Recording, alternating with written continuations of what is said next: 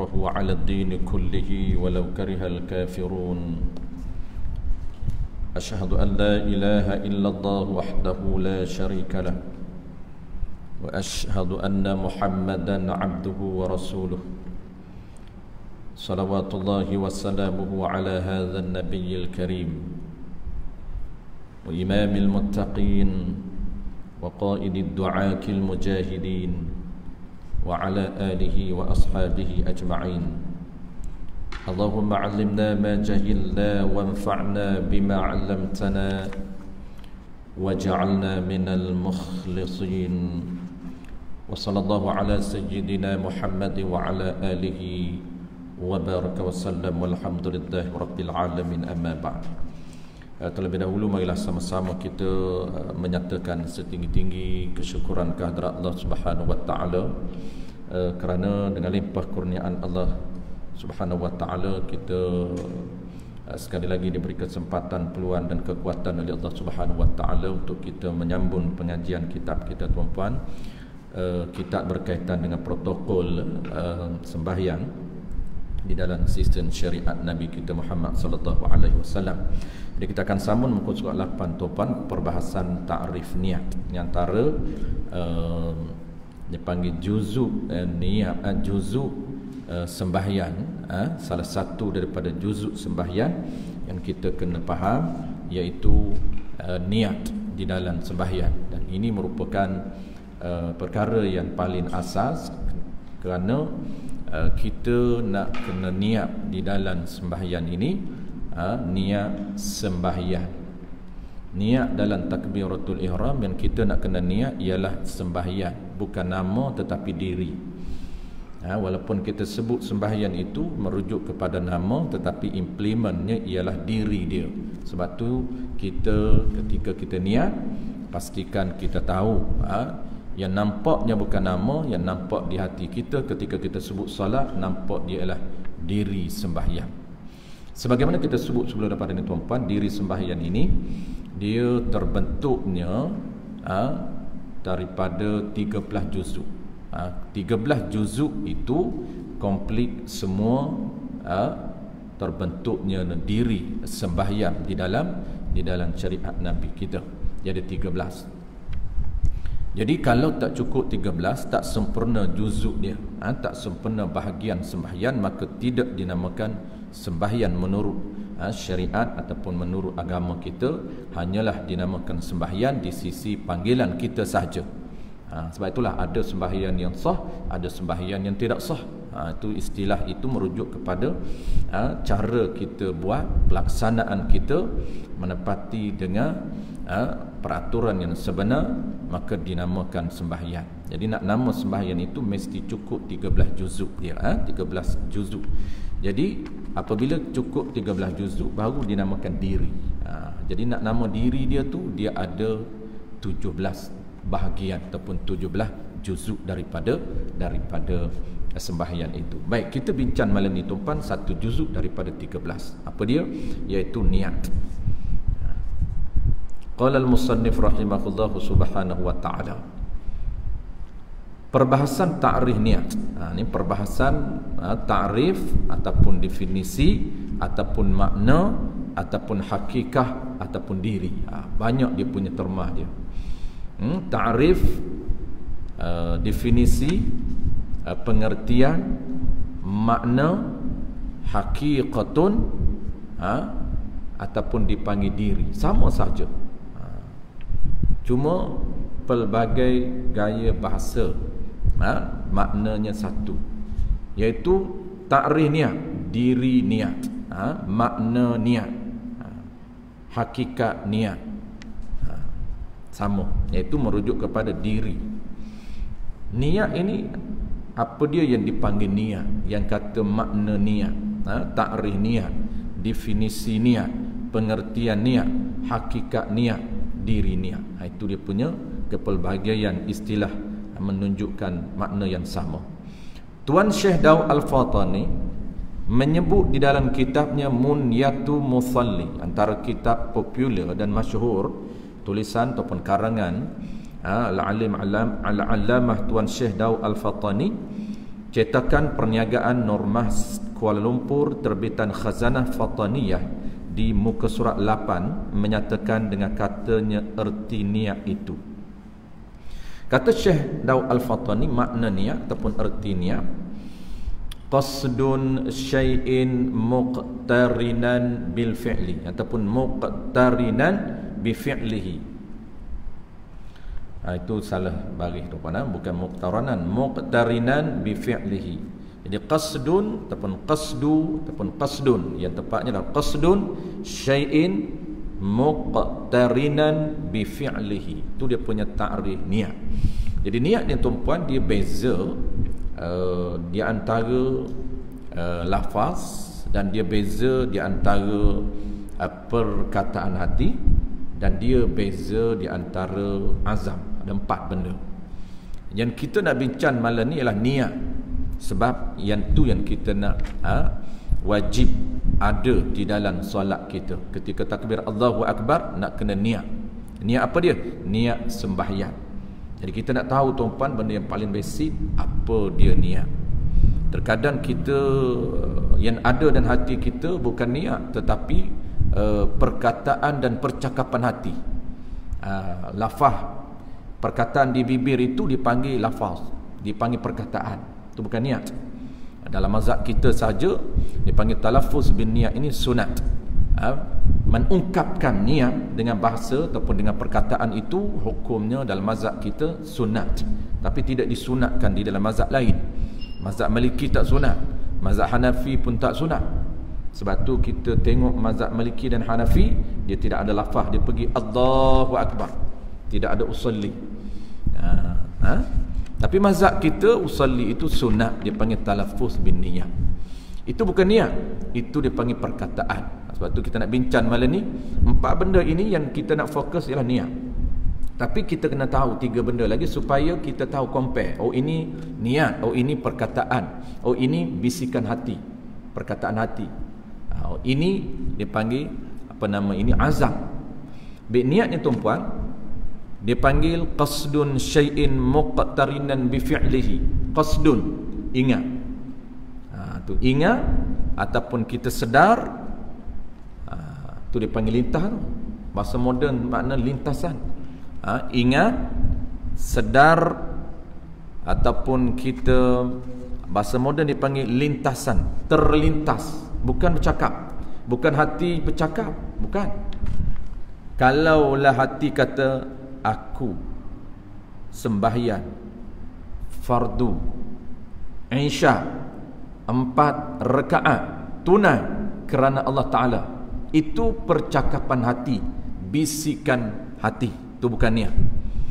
Yang niat dia tidak ada bisikan, tidak ada suara, tidak ada huruf, dia hanyalah qasdun, terdetik, detikan hati.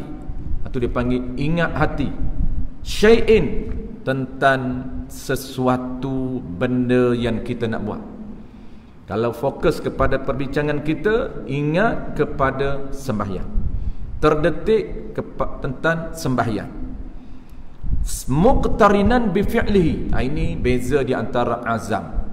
Kalau niat bi muqtarinan bi fi'lihi, serta terus dengan praktikal, dipanggil serta buat. Ketika mana terdetik, ketika tu juga kita sedang melakukan sembahyang. Allah, ketika Allah lintasan dalam hati kita sembahyang, dia ingat sembahyang apa? Fardu.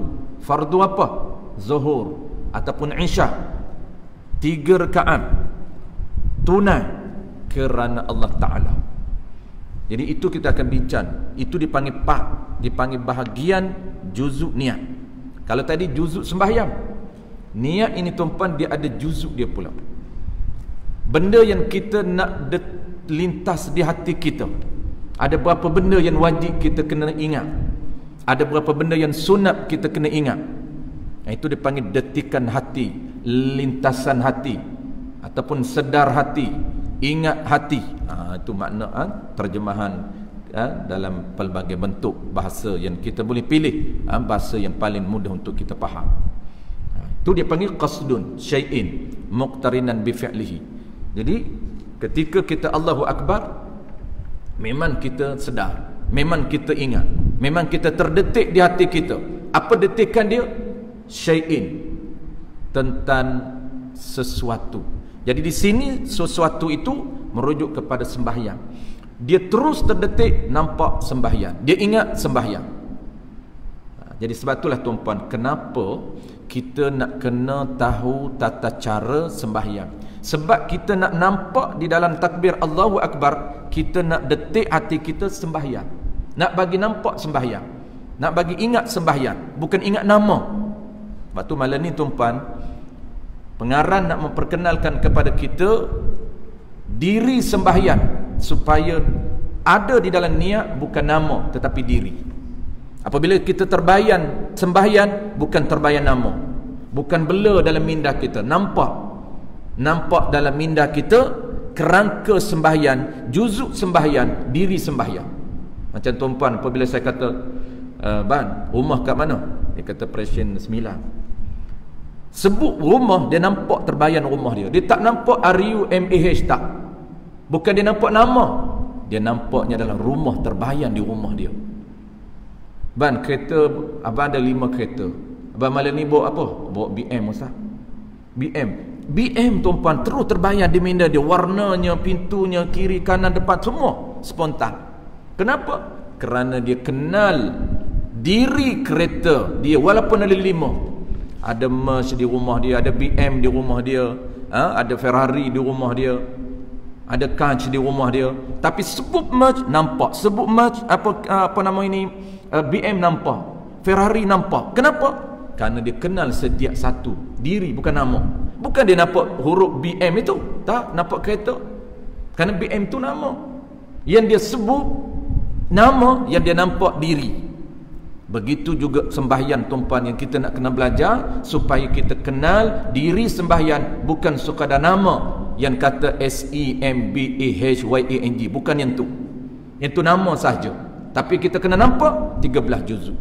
Nampak itu mengikut level masing-masing. Kalau orang, para wali Allah, para orang yang saleh, mereka nampak secara detail sembahyang ke semua di juzuk, mereka nampak bermula qiyamnya, rukuknya, iktidalnya, sujudnya, duduk antara dua sujudnya, bacaan 5-nya, mereka nampak secara keseluruhan. Macam kita nampak rumah kita, macam kita nampak kereta kita. Sebut kawan kita, nampak semua, sepotan nampak muka dia, badan dia begitu begini. Kenapa? Kita kenal kawan kita. Jadi bukan nampak nama kawan kita, nama apa nama ini, Rosyam. Sebut Rosyam, datang malam ni Rosyam. Nampak nama ni di bibir nama Rosyam, tapi minda dia nampak Rosyam, nampak diri Rosyam. Tengok-tengok, oh tak ada lah malam ni, oh dia balik kampung. Nampak nama ke nampak diri? Nampak diri dalam minda. Bibir menyebut nama, minda menampak diri. Begitu juga tuan-puan, yang kita nak niat ini, jangan kita niat nama, tapi kita niat diri dia. Tu settle tuan-puan, itu dipanggil niat. Kita detik hati kita, lintah hati kita tentang sembahyang, serta terbuat terus. Maksud Allahu Akbar, terus kita sembahyang. Itu dipanggil niat. Ada 3 lagi beza. Ini bukan niat. Yang pertama apa dia? Ada 3 benda lagi perbandingan dengan niat. Yang pertamanya dipanggil perkataan, ataupun dipanggil lafaz. Lafaz ini tuan-puan apa dia? Lafaz ini sesuatu yang mengandungi suara, yang suara, bukan sesuatu, suara yang mengandungi huruf yang boleh dieja. Apabila tuan-puan sebut Allahu Akbar, itu dipanggil niat ke suara, dipanggil perkataan. Itu perkataan. Sebab ada suara dan boleh ditulis, ada alifnya, ada lamnya, ada haknya, ada alifnya, ada kaf dan ada ba dan ada ra. Alif lam lam ha, alif kaf ba ra. Itu dipanggil perkataan, bukan niat. Tuan-puan datang semua, get ready nak solat, Tiba-tiba kawan kita kata, aku sembahyang fardu insya 4 rakaat tunai kerana Allah. Allahu Akbar. Di luarnya perkataan, dalam hatinya yang wajib niat. Maknanya tuan-puan, perkataan itu bukan wajib. Dalam mazhab kita sunat. Termasuk dalam kaedah mazhab Imam Syafi'i, dia agak perfect tuan-puan. Dia hukum ataupun sumber hukum, sumber dalil nak mengeluarkan hukum, termasuk kaedah, termasuk sumber hukum ataupun sumber yang boleh dijadikan dalil untuk keluarnya hukum sunat. Jadi kaedah popular dalam mazhab kita, tiap-tiap perkara yang boleh membantu perkara wajib, maka sunat. Jadi talaffuz bin niyat, berlafaz dengan niat, dia boleh membantu menyedarkan hati kita, supaya hati kita sedar dan hati kita boleh niat, kerana niat tu wajib. Sebab itulah tuan-puan syarat, nanti kita akan belajar masuk tajuk spesifik dia, syarat untuk dapat pahala sunat. Kerana usalli itu sunat dalam mazhab kita, maka syarat dia ada syarat untuk dapat sunat. Syarat dia mesti menggunakan bahasa yang dipahami oleh musalli, oleh orang yang menuturkan itu. Kalau dia tutur bahasa dia tak faham, tak dapat pahala sunat. Kenapa? Kerana tak dapat membantu hati, menyedarkan hati. Kerana hati yang wajib sedar, wajib ingat, wajib detik ketika takbir Allahu Akbar. Tiba-tiba dia menggunakan bahasa yang dia sendiri pun tak faham. Usalli fardal zuhri 4 raka'atin adaan lillahi ta'ala. Dia sendiri pun tak tahu apa dia usalli, apa dia fardu, apa dia zuhri. Contoh saja, kita ni fahamlah daripada kecil lagi usalli, fardu, kita dah faham. Contohlah ada orang yang baru masuk Islam, usalli dia tak tahu apa usalli ni, fardu pun dia tak tahu apa fardu ni, maka tidak akan dapat pahala sunat bagi dia. Jadi mazhab kita ni sunat pun sungguh kata sunat, tetapi ada peraturan untuk dapat pahala sunat. Adapun mazhab Maliki dan Hanafi tidak disunatkan talaffuz bin niyat. Jadi tidak menjadi isu, tidak menjadi isu bid'ah ataupun tidak. Kenapa? Kerana mazhab lain tidak disunatkan dan mazhab kita sahaja sunat. Baik, settle. Jadi kalaulah kita tuan-puan, boleh kita guna bahasa yang kita faham, tak semesti bahasa Arab, kerana dia bukan solat. Solat ni dalam takbir baru mula solat, kita boleh guna bahasa yang kita faham. Kita boleh guna bahasa Hindu, bahasa Cina, bahasa Tamil, bahasa Inggeris, bahasa Melayu.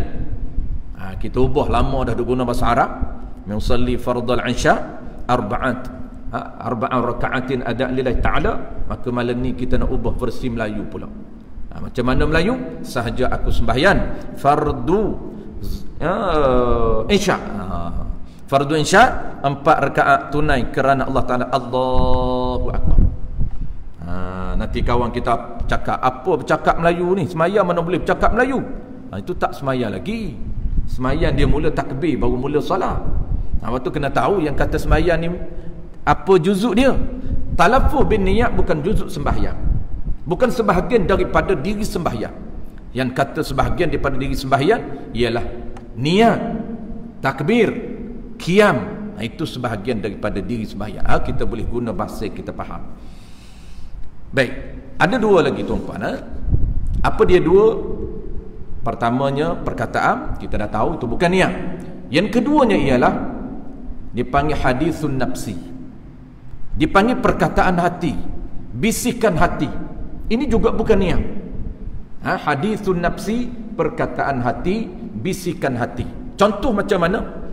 Biasa ni kita dulu-dulu budak-budak kecil, masa kita sekolah rendah tuan-tuan, ustaz kita ajar hafal daripada sekolah rendah, kafar lagi usalli farda ini. Kemudian hati kita akan ikut apa yang mulut kita cakap. Mulut kita kata, sahaja aku sembahyang fardu insya 4 rakaat tunai kerana Allah Ta'ala. Jadi perkataannya Allah itu wajib, Allahu Akbar. Ketika mana Allahu Akbar itu muqarranah dia, tempat yang wajib ada niat dalam takbir. Apa maksud dalam takbir? Selepas alif hamzah itu, selepas hamzah itu sebelum ra. Pastikan di dalam takbir itu kena ada niat. Yang 6 juzuk itu, 3 yang wajib, 3 yang sunat. Jadi juzuk niat ni tuan-puan, ada 3 yang wajib, ada 3 yang sunat, digabungkan kesemuanya 6 item niat. Aku sembahyang 1 item, fardu 2, isyak 3. Itu 3 item yang wajib. Dia panggil juzuk niat, bahasa kita dia panggil item niat. Nak complete niat ataupun nak perfect diri niat, kena ada 3. Kalau sembahyang wajib, dia beza, ni sebuah sembahyang. Sembahyang sunat ada 2 niat, ada yang 1 saja pun cukup niat. Tengok jenis sembahyang yang macam mana. Kalau sembahyang wajib, 3 item wajib ada. Dan 3 item di belakang tu sunat kita niat. Maksud dia dapat pahala sunat, bukan pahala wajib. Apa dia? Item yang keempat, rakaat. 4 rakaat itu sunat niat, bukan wajib. Kalaulah kita terlepas daripada border, ataupun lupa nak niat, yang detiknya ialah 3 saja. Aku sembahyang fardu isyak, tidak ada detikan 4 rakaat, tidak ada detikan kerana Allah Ta'ala, dan tidak ada detikan tunai. Adakah sah niat kita? Jawab dia sah niat. Kenapa? Kerana 3 yang wajib telah ada. Kenapa cukup tak perlu ada rakaat? Kerana sembahyang yang difardukan oleh Allah Subhanahu Wa Ta'ala 5 saja. Selain daripada Jumaat, sembahyang isyak dia ada 1 saja. Tidak ada jenis sembahyang isyak yang 5 rakaat. Apabila sebut isyak, dia auto 4 rakaat. Sebab tu 4 rakaat itu hanya sunat, untuk dapat pahala sunat. Tapi janganlah pula tak sebut, kerana sunat dapat 2 pahala, pahala wajib dan pahala sunat. Kita hadirkan niat. Yang kedua ataupun yang kelima, dia 3 item sunat tu. Yang kelimanya ialah rakaatin adaan, tunai. Tunai pun sunat kita niat adaan tunai, tak wajib. Kenapa? Kerana kalau kita mendirikan sembahyang dalam waktu, dia auto jadi tunai. Cuma sunat niat. Contoh tuan-puan hari ni, tuan-puan sembahyang dalam waktu zuhur, maghrib tadi, sembahyang maghrib tanpa niat tunai, dia jadi tunai ataupun jadi qada? Jawab dia jadi tunai. Tuan-puan solat lagi, repeat lagi. Apabila repeat lagi tuan-puan, dia akan jadi qada. Kalau kita pernah dalam kuota kita, dalam catatan kita, ada pernah kita meninggalkan salat maghrib, dia akan auto masuk qada. Walaupun kita tak niat qada. Maghrib tadi kita sembahyang 2 kali. Kali pertama yang sah itu dikira tunai, walaupun kita tak niat tunai. Cuma sunat niat tunai. Jangan pula sunat baik tak buat lah. Jangan, rugilah. Rugi besar tak niat sunat ini. Sebab tu dalam mazhab Syafi'i tuan-puan, antara mazhab yang perfect, dia sangat menitik berat kepada perkara sunat. Sebab sunat itu dianggap sebagai aksesori untuk mencantikkan pahala ataupun rupa pahala sembahyang kita. Sebab itulah apabila sunat, buatlah semaksimum dan seoptimum yang mungkin untuk mencantikkan rupa sembahyang kita. Kita belajar ini untuk tahu hak mana wajib, hak mana sunat. Sunat tu pula nak kejar, nak target ranking yang terbaik. Kalau ada yang afdal, kita akan kejar yang afdal. Kalau ada sunat biasa saja, kita buat sunat biasa saja. Baik, item yang terakhir tuan-puan, iaitu kerana Allah Ta'ala, lillahi ta'ala, raka'atin adaan lillahi ta'ala. Item yang keenam juga dinamakan juzuk niat, yang menjadi sunat untuk kita hadirkan niat dalam takbir. Jangan selepas takbir tidak diiktibar. Contoh Allahu Akbar. Ketika Allahu Akbar mula alif sebelum ra itu dipanggil muqaranah, tempat niat dalam takbir. Jangan sebelum, jangan selepas. Kerana mazhab kita dia ada peruntukan khusus niatnya di mana. Beza mazhab Hanafi, tempat niat dia beza. Jadi jangan keliru di antara 4 channel ini. Channel 4 ini dia agak berbeza teknikalnya. Dasarnya sama. Tempat-tempat yang berbeza antaranya tempat niat. Mazhab Hanafi lebih awal, tapi mazhab Syafi'i dia peruntukan khusus dalam takbir sahaja. Lepas takbir tak sah. Contoh tuan-tuan, Allahu Akbar, du ingat kat lain. Allahu Akbar ni tak teringat pun aku sembahyang fardu isyak, tak terlintas pun dalam hati kita. Yang teringat tempat lain. teringat pada sekejap lagi nak pergi, nak singgah tempat mana, sekejap lagi nak pergi mana, sekejap lagi nak jumpa siapa. Bar baru ingat, oh aku sembahyang fardu isya. Lepas bar baru teringat 3 item wajib, maka tidak sah niat dia. Apabila tak sah niat dia, menyebabkan tak sah sembahyang dia. Kena repeat balik, kena takbir balik. Kenapa kena takbir balik? Kerana takbir itu bukan batal, takbir yang tidak sah. Bukan sembahyang batal. Jadi penggunaan terma yang tepat ialah sembahyang tidak sah, bukan sembahyangnya batal. Batal ni takbir dia okey, niat dia okey, tiba-tiba selepas niat ada perbuatan yang dia buat menyebabkan batal solat, dipanggil solat dia batal. Tu beza nak guna ayat batal solat ataupun tidak sah solat.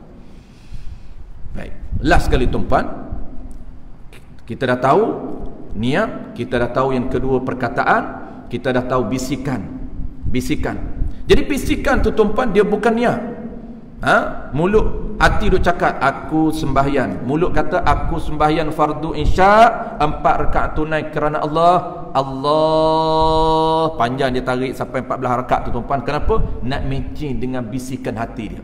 Hati duk cakap ni, aku sembahyang fardu isya 4 rakaat tunai kerana Allah. Bar, lepas tu bar panjang. Itu bisikan, itu perkataan hati, bukan niat. Niat tidak perlu membisikkan hati, tidak perlu mengungkapkan, tidak perlu bisik, tidak perlu bercakap. Niat hanya detik lintasan sahaja. Zup sekejap sahaja. Dia tak lama. Nanti detail kita akan belajar. Niat ini tempat dia dalam muqaranah, itu tempat dia. Ada niat yang muqaranah yang hakikiyah, ada muqaranah yang urfiyah. Maksud dia tempat niat itu mula alif sampai ra boleh terlintas di mana-mana, tidak disyaratkan full. Syarat full itu untuk orang-orang yang awliya Allah, orang yang saleh, mereka niat secara penuh mula alif sampai ra full. Kita kadang-kadang terlintas di 4 huruf saja. Allah, aku sembahyang fardu zuhur, kata dah, bar kosong, tak ada niat, sah. Itu dipanggil muqaranah urfiyah. Niat di mana? Dalam takbir. Cuma dalam itu tidak full, tidak penuh niat kita. Hanya niat kita letak di 4 huruf sahaja. Dia panggil niat urfiyah secara sebahagian. Huruf yang 8 itu hanya 4 huruf saja yang kita ada niat. 4 huruf lagi kosong daripada niat, sah. Tetapi orang yang saleh 8 huruf itu full niat dia. Payah nak buat tuan-tuan. Melainkan kalau kita boleh buat, bisikkan saja. Kita boleh hejah bisik tu sahaja, aku sembahyang fardu insya 4 rakaat tunai kerana Allah, full. Itu bukan niat, itu penuh dengan bisikan. Cuma ulama bincang, kalau dah bukan niat, dah berpuluh tahun dari kita duduk bisik, lepas tu solat kita macam mana? Maknanya solat kita tidak ada niat, hanya duduk berbisik dalam hati saja. Ini dalam kitab yang besar bincang, sah ke tidak? Jawab dia tuan-puan, sah juga. Kenapa sah bisik? Kalau dia bisik hati dia, makna dia sedar, makna dia ingat, bukan lupa, bukan tersasul, tidak. Bukan Allahu Akbar, hati duk ingat lain, tidak. Hati duk bisik. Mana apabila hati bisik, dia punya target dia ingat. Jadi qasdum tu ingat, sedar ataupun detik. Walaupun dia tak terdetik tapi dia bisik, dikira kata para ulama. Settle tuan-puan. 3 benda. Yang keempat azam tu insya-Allah lain kali. Baik, kita ekspreskan. Kita tahu dah niat. Kitab kita ni dia kitab moden, dia tidak perlu kepada bahasa dia tidak ada bahasa yang payah. Kalau macam kitab lama tu bahasa dia agak complicated. Qala al-musannif rahimahullahu taala, pada ta'rif tersebut dikatakan qasdun syai'in, yakni qasakkan sesuatu. Qasak tu ingat, sedar, terbayan, terlintas sesuatu serta buat. Syai'in itu adalah lafaz atau perkataan nakirah. Mengikut kaedah ilmu nahwu, nakirah itu an-nakiratun tufidu 'alal umumi. Nakirah ni memberi faedah untuk menunjukkan kepada umum. Tu dia nak bahas bab makna. Kita dah sebut kat tuan-puan supaya lebih awal kita faham sebelum kita baca. Jadi apabila syai' ini sesuatu yang umum, bukan sembahyang saja, termasuk semua ibadat. Ingat, sesuatu. Apa dia sesuatu? Solat. Tu. Sesuatu itu merangkumi sembahyang, wuduk, siam ataupun puasa, haji, umrah dan lain-lain lagi. Dan banyak lagi ibadat, termasuk ingat sesuatu. Ingat akan ibadat yang kita nak buat. Setiap sesuatu ada isim, namanya. Ni. Setiap sesuatu benda ada nama. Jadi target kita belajar ni tuan-puan nak kenal diri, bukan nak kenal nama. Nama nak kena tahu juga panggilan. Apa protokol menyembah Tuhan ni? Orang panggil apa? Ni nama dia sembahyang. Dalam bahasa Arab dia panggil salatun. Diterjemah kepada bahasa Melayu sembahyang. Yang ni sembah Tuhan yang bernama Allah. Itu bahasa klasik. Yam itu bahasa klasik Hindu. Orang Hindu pun kalau tanya dia tak tahu dah apa makna yam ni. Ni bahasa klasik Hindu dulu. Jadi oleh kerana dulu sebelum tanah Melayu ni, rumpun Melayu Nusantara ini dikuasai oleh Hindu, sebelum kedatangan Islam, maka bahasa juga ada pengaruh Hindu. Budaya ada pengaruh budaya Hindu di dalam penterjemahan kitab-kitab tua. Sebab itu sembahyang ini sembah Tuhan yang bernama Allah. Sembah Tuhan yang bernama Yan. Maka bukan Tuhan orang Hindu, tidak. Tuhan Allah. Tu jangan silap. Ada orang silap. Ini kena mengaji, ambil guru daripada guru. Dia tak boleh reka. Saya pernah dengar ada dalam majlis yang saya pernah singgah solat. Apabila singgah solat, tuan-puan duduk hujung-hujung solat lah, hujung-hujung sebelum kita travel mana-mana. Ada penceramah mengatakan, dia kata, tuan-puan, kita tidak boleh menggunakan istilah sembahyang. Kita kena kekalkan nama solat. Kekal dalam bahasa Arab. Tak boleh terjemah kepada sembahyang, kerana sembahyang ini merujuk kepada penyembahan orang bukan Islam. Itu rekaan otak dia semata-mata. Kesian kat jemaah, rekodlah jemaah ini, catatlah jemaah ni, sebar pula kepada anak cucu. Balik kepada anak cucu dia, dia kata, dia kata jangan lagi kita guna sembahyang, kerana sembahyang ini merujuk kepada ibadat orang bukan Islam. Kita kena kembali kepada nama asal, iaitu solat. Siapa yang menggunakan istilah sembahyang, dia terpengaruh dengan cara orang bukan Islam. Sedap ceramah tuan-puan. Saya pun tuan dengar sajalah, panas telinga juga. Sebab tak betul. Kita ambil daripada guru kita. Saya pun bukan reka, ambil daripada tuan guru saya. Tuan guru saya ni dia pernah hidup zaman sebelum Jepun lagi, sebelum penjajah lagi, Tuan Guru Haji Cik. Dan ada rangkaian dengan apa nama ni, pengarang kitab ini. Sebab pengarang kitab ni belajar di pondok yang sama dengan Tuan Guru Haji Cik Al-Qadahi, pengarang kitab Sulamus Sibyan. Pengarang kitab Sulamus Sibyan, dia belajar di pondok Bermin, dan pengarang kitab ni juga pondok yang sama. Sebab itu ilmu fiqh hampir sama. Agak fiqh dia tuan-tuan agak detail, hukum-hukum agak mendasar, agak detail. Dia bukan biasa saja. Jadi sembahyang tu tuan-puan boleh digunakan terjemahan sembahyang. Dia tidak terpengaruh dengan cara penyembahan orang bukan Islam. Walaupun orang Cina pun panggil sembahyang juga. Nak pergi ke rumah berhala dia, ke tokom dia. Kenapa? Nak sembahyang. Sama saja. Dia kata tak boleh guna. Kerana orang Cina guna sembahyang, takkan kita nak guna sembahyang juga? Dia tak tahu bahawa sembahyang itu diambil daripada sembah Tuhan yang bernama Allah. Cuma Yan itu bahasa klasik Tamil Hindu. Baik, saya tahu tuan. Jadi nama, setiap sesuatu itu ada nama dan ada musammanya. Ada sesuatu yang diberi nama dan ada dirinya. Ismu ni nama, musamma ni diri. Yang kita nak belajar ni tuan-puan, nak kenal nama dan paling penting nak kenal diri benda. Semayam ni nak tahu dah nama tu, sembahyam tu, tahu dah salatum tu, tahu dah. Tapi kita nak tahu lagi diri sembahyang itu apa dia. Diri protokol yang bernama sembahyang tu apa dia yang boleh dinamakan diri. Dia konsep dia tuan-puan sama di dalam sistem syariat dan di dalam kehidupan kita sama.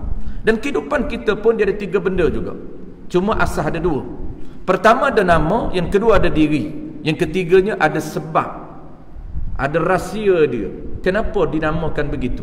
Tu jaramlah. Kadang-kadang tak ada sebab pun. Sebab tu asas dua. Dia panggil illatut tasmiyah. Kenapa dipanggil sembahyang ni? Rahsia dia. Kenapa dipanggil zakat? Rahsia dia. Macam kita lah. Kenapa dipanggil surah Farabi? Oh, ada sempena dia. Tu dipanggil illatut tasmiyah, sebab, rahsia, nama. Illatut tasmiyah ini sebab dipernamakan, tu bahasa lama. Tapi asalnya ada dua, nama dan diri. Dipanggil ismum dan musamma.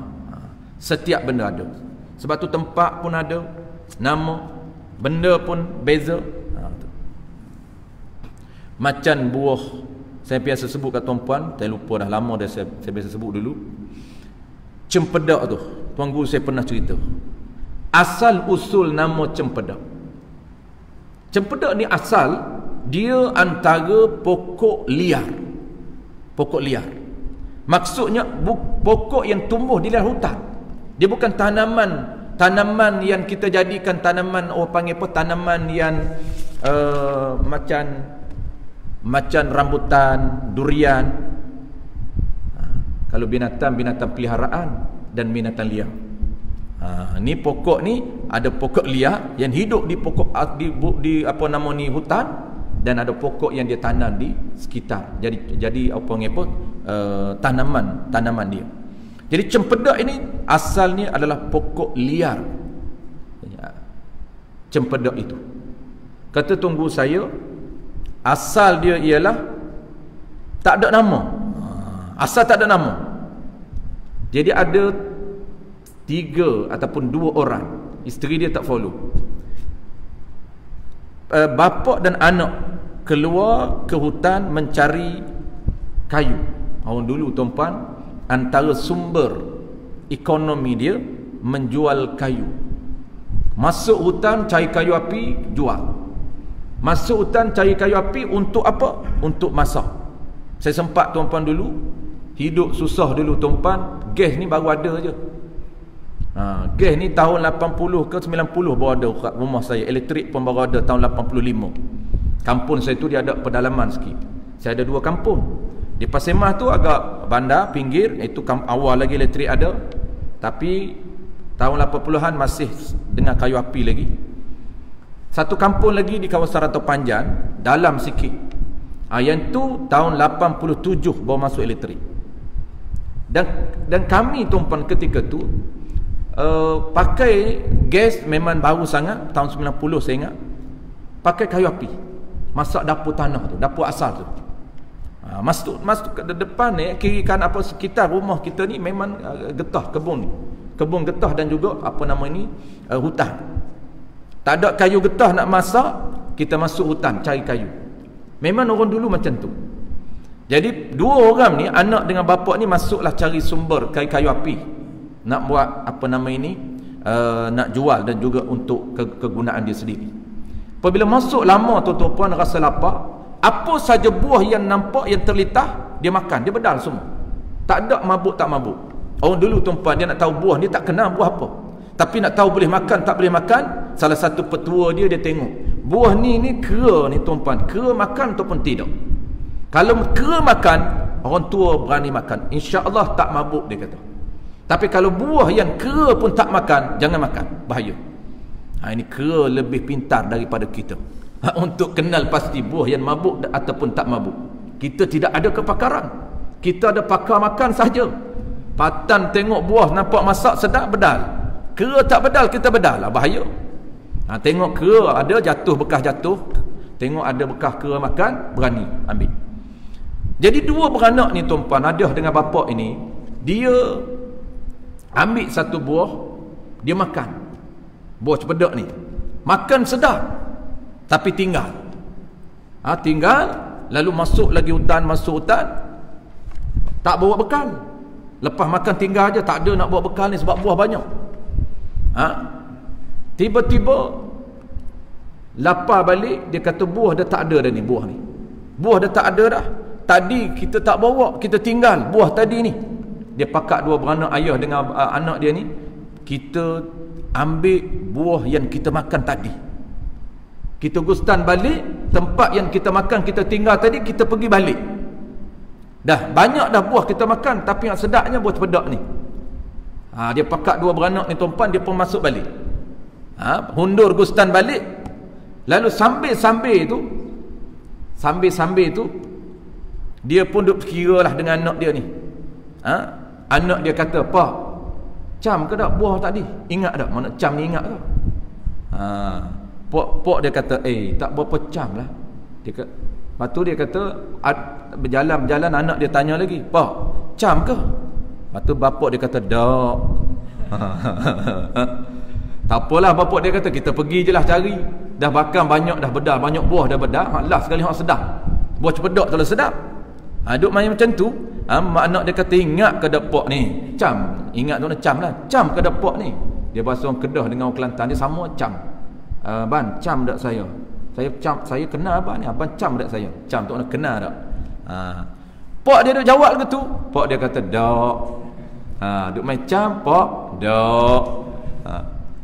Pergi masuk jumpa balik, lalu dia ambil buat balik. Bawa balik sampai di rumah dia. Ringkas cerita, sampai di rumah dia, isteri dia tanya. Dia kata, "Bawa buah apa ni, Ban?" Lalu suami dia kata, "Tak tahu buah apa, tapi sedap lah."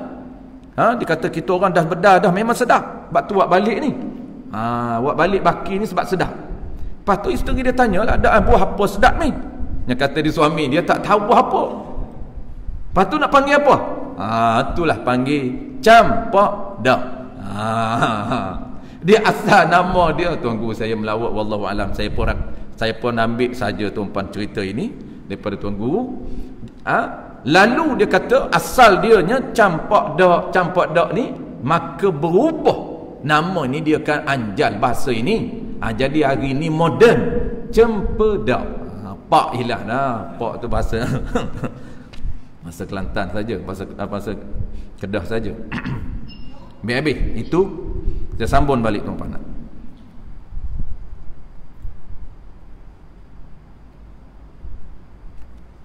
Untuk mengetahui diri, iaitu musamma sesuatu itu, perlulah diketahui isim atau nama sesuatu itu terlebih dahulu. Nak kenal sembahyang ni, nak kenal diri dia, kenalah dulu panggilan nama apa.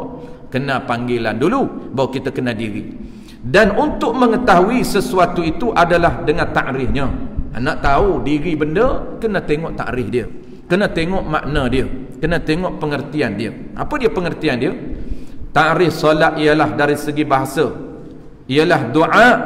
Jadi apa juga doa itu dikatakan sembahyang pada bahasa, sebagaimana firman Allah, "Khudh min amwalihim sadaqatan tutahhiruhum wa tuzakkihim biha wa salli alaihim inna salawataka sakanun lahum wallahu sami'un alim."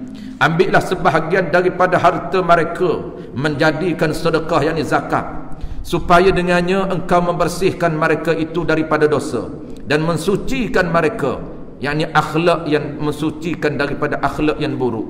Dan doakanlah untuk mereka, kerana sesungguhnya doamu itu menjadi ketenteraman bagi mereka. Inna salawataka, salawata ini, salat ini dari segi bahasa Arabnya makna doa. Tapi itulah tuan-puan, jangan kita terkeliru dengan makna bahasa Arab dan juga makna dari segi syariat. Apabila kita tak tahu fungsi, menyebabkan kita juga guna dari segi bahasa Arab. Fungsi kita belajar syariat, kita nak tahu makna menurut syariat, bukan makna menurut bahasa saja, tidak. Menurut syariat tuan-puan, dia refer kepada protokol ni, protokol yang ada 3 belah. Ini di belakang dia cerita. Sebab saya tengok tuan-puan, ada juga orang mengungkapkan, dia kata sembahyang ini doa. Ya, tapi itu dalam bahasa Melayu, dalam bahasa Arab dia panggil solat. Menurut bahasa Arab adalah doa. Kerana dalam solat itu tuan-puan banyak mengandungi doa. Ada doa iftitahnya, ada doa Rabbighfirli tahiyat awal, duduk 2 tahiyat itu. Rabbighfirli warhamni wajburni warzuqni warfa'ni wahdini wa'afini wa'fu anni. Semuanya doa. Itu doa sembahyang menurut bahasa. Yang kita naknya tuan-puan ialah sembahyang menurut syariat. Ni last kali tuan-puan selepas azan.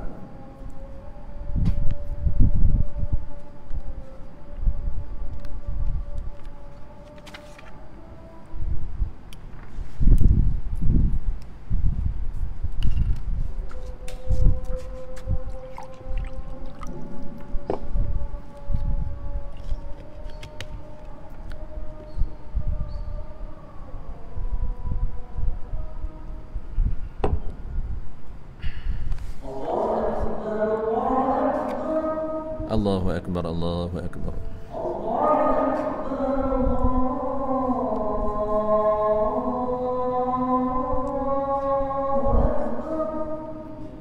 Allahu Akbar, Allah.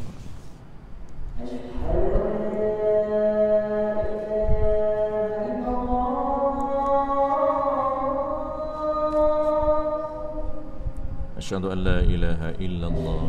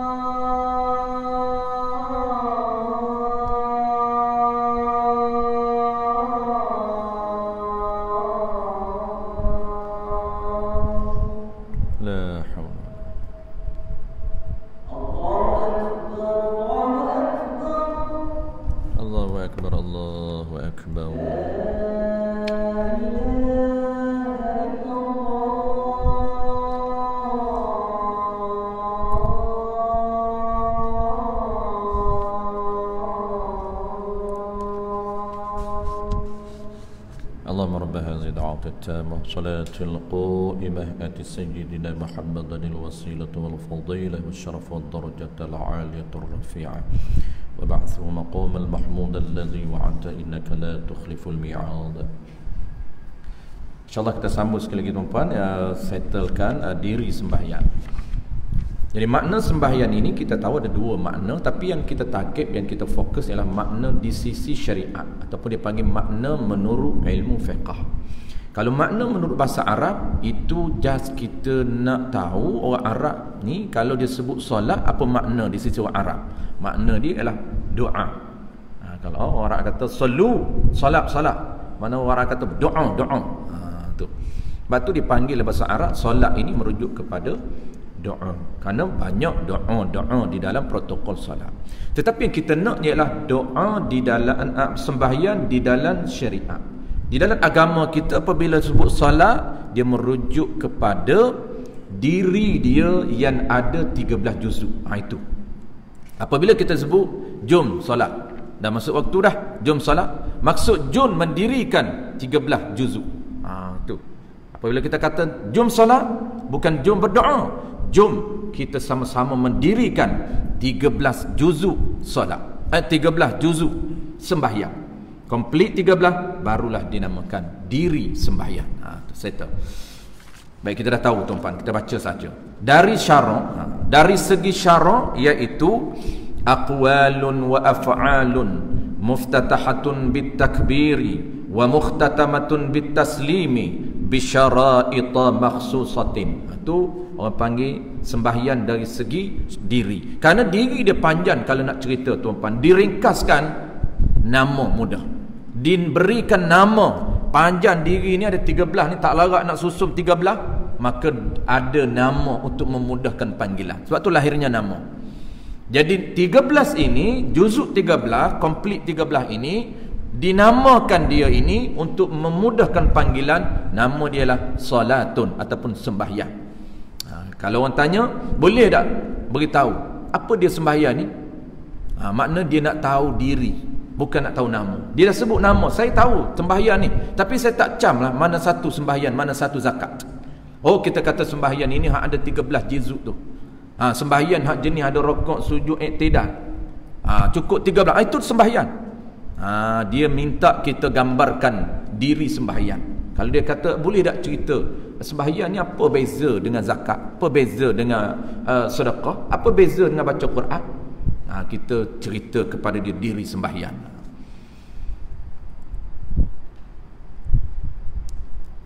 Aqwalun, beberapa perkataan, bacaan ada 5, dan beberapa perbuatan 8. 5+8 13. Dimulakan dengan takbiratul ihram dan disudahi dengan memberi lafaz salam dan memberi lafaz yang bernama salam. Assalamualaikum. Itu dalam kurungan dia kata lafaz assalamualaikum. Memberi lafaz yang bernama salam, diri dia dalam kurungan tu diri dia. Apa dia diri salam? Assalamualaikum. Tu diri. Nama dia salam. Iaitu diri salam yang pertama dengan beberapa syarat yang tertentu. Syarat ini terma dan syarat yang kita akan bincang. Setiap rukun 13, setiap juzuk sembahyang tutupan ada cara untuk kita buat dia. Maka cara nak buat itu dipanggil terma dan syarat untuk melaksanakan dia. Cara nak buat, nak tuturkan lafaz yang bernama takbiratul ihram ada lebih kurang 21, tapi kita diringkas saja. Ada lebih kurang 9 syarat untuk pastikan sah bacaan Allahu Akbar. Ketika mana rukuk ada 2 terma rukuk. Rukuk yang betul menurut sistem syariat yang benar, yang sebenarnya ialah mesti akur ataupun follow ketetapan yang telah ditetapkan oleh ulama. Rukuknya ada 2 terma. Itu dipanggil bisyara'ita maksusatin, dengan terma dan syarat yang akan ditetapkan ataupun yang telah ditetapkan. Dalam ta'rif sembahyang tersebut ialah segala syarat sah sembahyang dan rukun-rukun sembahyang serta lain-lain lagi. Ini terma ini maksud syarat sah dan juga dipanggil syarat sah bagi rukun. Itu bahasa spesifik dia. Dengan ta'rif ini jelas bahawa musamma, yakni diri, musamma ni diri tuan-tuan. Musamma sembahyang itulah zat, yakni diri sembahyang. Kita nak tahu mana diri sembahyang, itulah dia musamma itu. Maksud dianya apabila kita sebut sembahyang, yang kita nak adalah diri sembahyang 13 juzuk itu. Jadi apabila kita kenal tuan-tuan, sebut sembahyang dia tak bela, dia tak akan nampak nama. Biasa kalau kita tak berapa mesra dengan diri ni, tak apa kenal betul-betul, tak cekap, sembahyang di minda kita tak nampak kerangka, duk nampak nama je. Macam kita sebut orang ni kita tak kenal. Orang yang tak pernah nampak, duk kenal nama saja, tak pernah nampak Tuhan lagi. Dia hanya nampak nama je, Tuhan tak nampak. Begitu juga sembahyang, orang tak apa mesra, tak apa cekap lagi, maka dia akan nampak sembahyang, tak nampak juzuk dia secara keseluruhan. Ataupun hay'ah solat, kelakuan sembahyang. Manakala lafaz solat sembahyang itu sendiri isimnya, ini namanya, maka lafaz solat tu nama. Ini bukan dikatakan syait. Nama ni bukan dikatakan sesuatu yang kita nak ingat dalam solat. Qasdun syait, ingat sembahyang, bukan ingat nama. Ini dia tolong ingatkan, musannif ni, pengarang ni dia tolong betulkan, setting balik minda kita supaya betul-betul tepat ketika kita implement rukun yang pertama. Ketika kita takbir Allahu Akbar, niat itu nak ingat apa? Nak ingat diri sembahyang ataupun nama? Ingat diri sembahyang. Dan nak ingat diri kena kenal dulu. Itulah proses kita sekarang ini, tuan, sedang mengenal secara detail juzuk sembahyang 13 itu. Rukunnya, niatnya macam mana, rukuknya macam mana, iktidalnya macam mana yang tepat. Tetapi bukan nak niat sesuatu itu nama, tetapi syai' ialah musamma, iaitu diri sembahyang itu sendiri. Itulah yang dimaksudkan dengan qasdun syai'. Ingat lintah diri sembahyang, bukan lintah nama. Tu.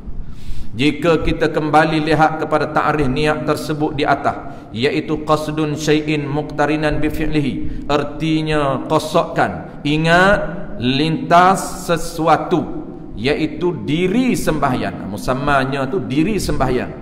Kalau sembahyang musammanya ialah rukun sembahyang yang 13. Diri sembahyang ini merujuk kepada 13 juzuk itu. Itu diri dia. Cukup 13 barulah sempurna diri sembahyang. Mana 13 ni? Niat, yang keduanya berdiri betul, yang ketiganya lafaz yang bernama takbiratul ihram, ucapan takbir, bukannya mengangkat kedua tangan. Ni pengarang tolong ingatkan. Bab orang Melayu ni kalau kita tanya takbir, dia kata Allahu Akbar. Takbir yang mana? Allahu Akbar. Tak boleh tak angkat tangan, serentak dan spontan. Kalau tanya takbir, angkat tangan terus.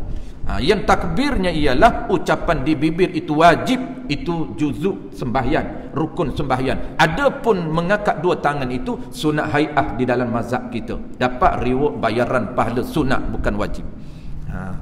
Bukannya mengangkat kedua tangan seperti yang dipahami oleh kebanyakan orang.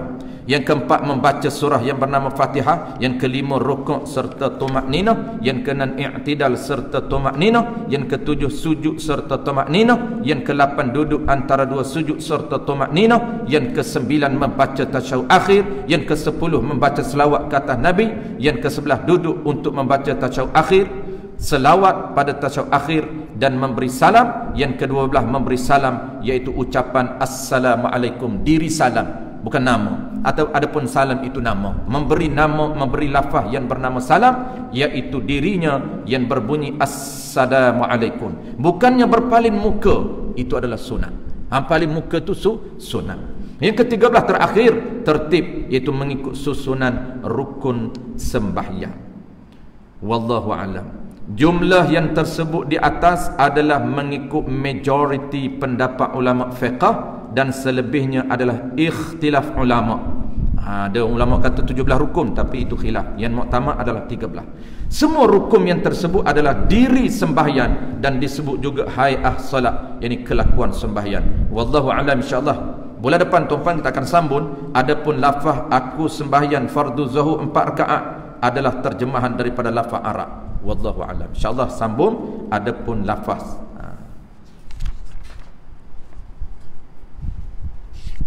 Tapi dia punya basic dia kita dah faham, tuan-tuan. Dia punya konsep dia kita dah faham. Itu saja malam ni kita faham diri sembahyang. Sebab itulah yang kita nak niat sekejap lagi. Aku sembahyang isyak, bagi terbayang diri sembahyang, bukan nama sembahyang. Kalau duk nama sembahyang masih bela, kena recall, refresh balik masa, kena ulang. Sebab tu kenapa orang tanya kita belajar fiqh, dulu dah belajar. Ada juga orang yang giu, tuan-tuan, dulu masa sekolah rendah dah belajar. Dia kata, "Ban, kenapa duk belajar lagi sekarang ni? Abang tak pandai sembahyang lagi ke?" Oh, dia ingat kita nak duk belajar fiqh ni tak pandai sembahyang. Tu kesilapan pahaman kita. InsyaAllah tuan-tuan, mudah-mudahan Allah berikan hidayah kepada kita, kekuatan kepada kita untuk kita belajar sehingga kita faham, dan kita khatam dan sebarkan kepada orang lain. Mudah-mudahan Allah berikan kebaikan kepada kita. Bismillahirrahmanirrahim. Alhamdulillahirabbil alamin, wassalatu wassalamu ala asyrafil anbiya'i wal mursalin wa ala alihi wa ashabihi ajma'in. Allahumma faqihna fid din wa 'allimna ta'wil wa ja'alna minal ulama'il 'amilin wa ja'alna minal mukhlisin. Wa sallallahu ala sayyidina Muhammad wa ala alihi wa baraka wa sallam, walhamdulillahi rabbil alamin.